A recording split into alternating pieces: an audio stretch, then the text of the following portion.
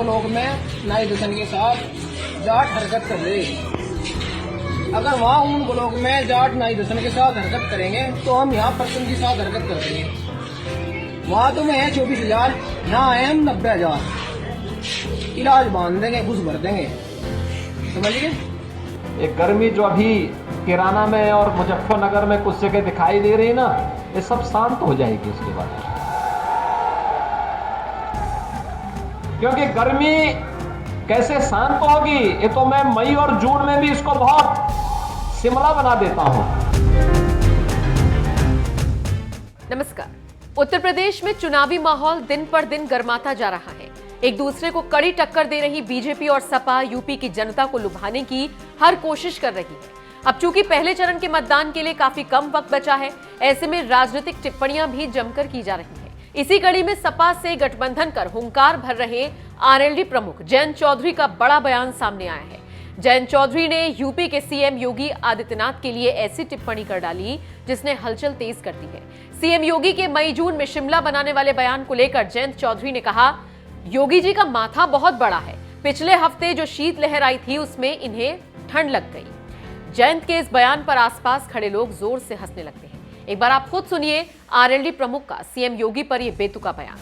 और योगी बाबा जो कह रहे हैं कि इनकी गर्मी निकाल दूंगा और मई जून में शिमला जैसी ठंड हो जाएगी, मुझे लग रहा है कि पिछले हफ्ते जो एक शीतलहर आई थी, इनका माथा बहुत बड़ा है, इन्हीं को ठंड लग गई। आपको बता दें, सीएम योगी ने कहा था कि ये जो गर्मी कैराना और मुजफ्फरनगर में दिख रही है ना, ये मैं सब शांत कर दूंगा।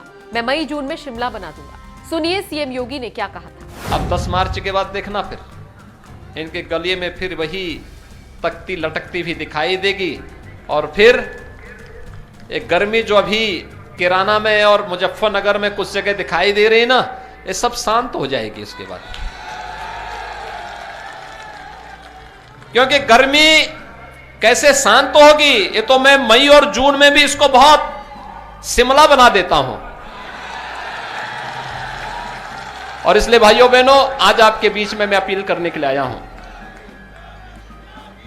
ये 12 लेन का हाईवे मेरठ और दिल्ली के बीच जोड़ने का ये हाईवे, ये डबल इंजन की सरकार दे रही है। और चलिए अब आपको योगी आदित्यनाथ का वो पूरा बयान सुनवाते हैं।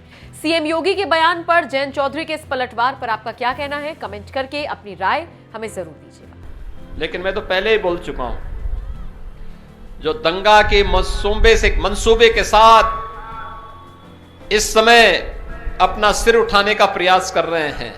5 वर्ष तक ये सभी लोग बिलों में घुसे थे, दुबके हुए थे।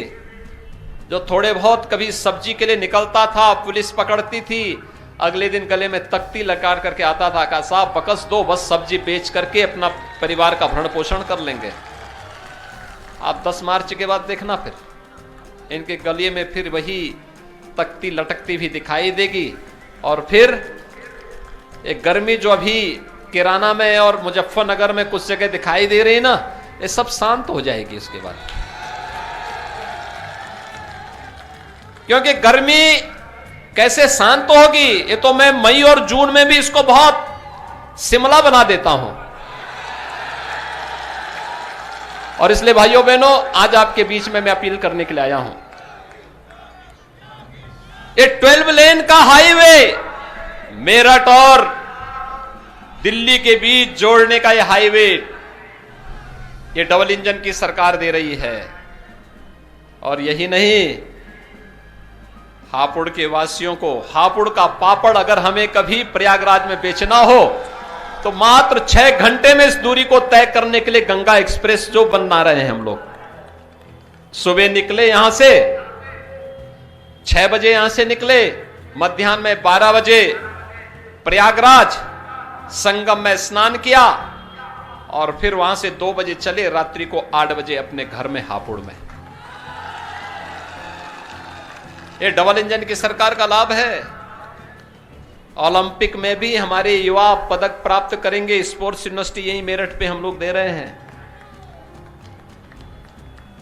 सपा बसपा की सरकार में तमंचे की फैक्ट्री लगती थी और हम लोग डिफेंस कॉरिडोर दे रहे हैं, डिफेंस कॉरिडोर।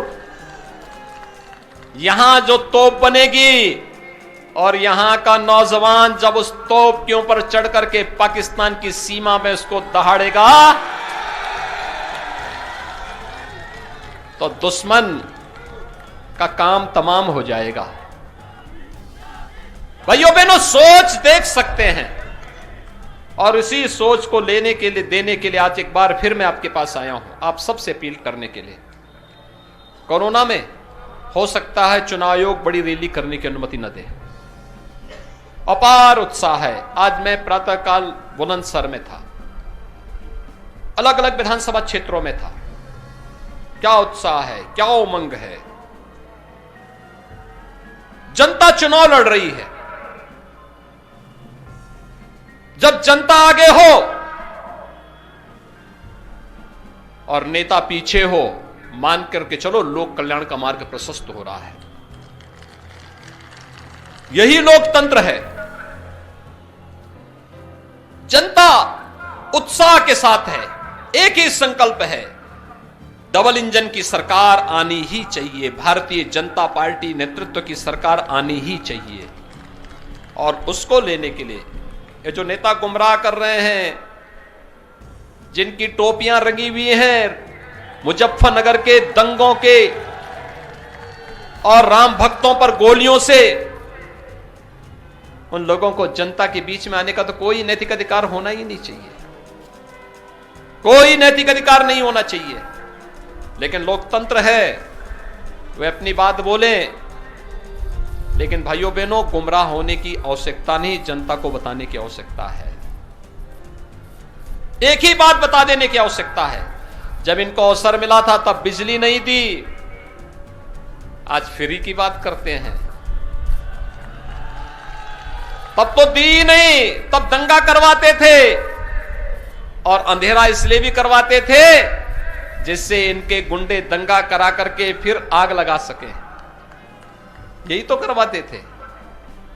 मुजफ्फरनगर का दंगा हो, कोसी कला का दंगा हो, मेरठ का उपद्रव हो, बुलंदशहर का उपद्रव हो, और इनको लगता है कि चुनाव में प्रत्याशी बना देंगे तो ये दंगाई सुरक्षित हो जाएंगे। अगर प्रदेश की जनता जनार्दन की सुरक्षा के साथ किसी ने खिलवाड़ किया तो ये वो भी जानता है कि डबल इंजन की सरकार इसको कोई भी स्वीकार नहीं करेगी। और भाइयों बहनों, आज आप सबको यही आश्वस्त करने के लिए मैं आया हूं, कोरोना के प्रोटोकॉल का हम पालन करेंगे। आज उत्तर प्रदेश 26 करोड़ वैक्सीन की डोज देने वाला देश का पहला राज्य होगा जो 26 करोड़ डोज वैक्सीन की दे चुका है।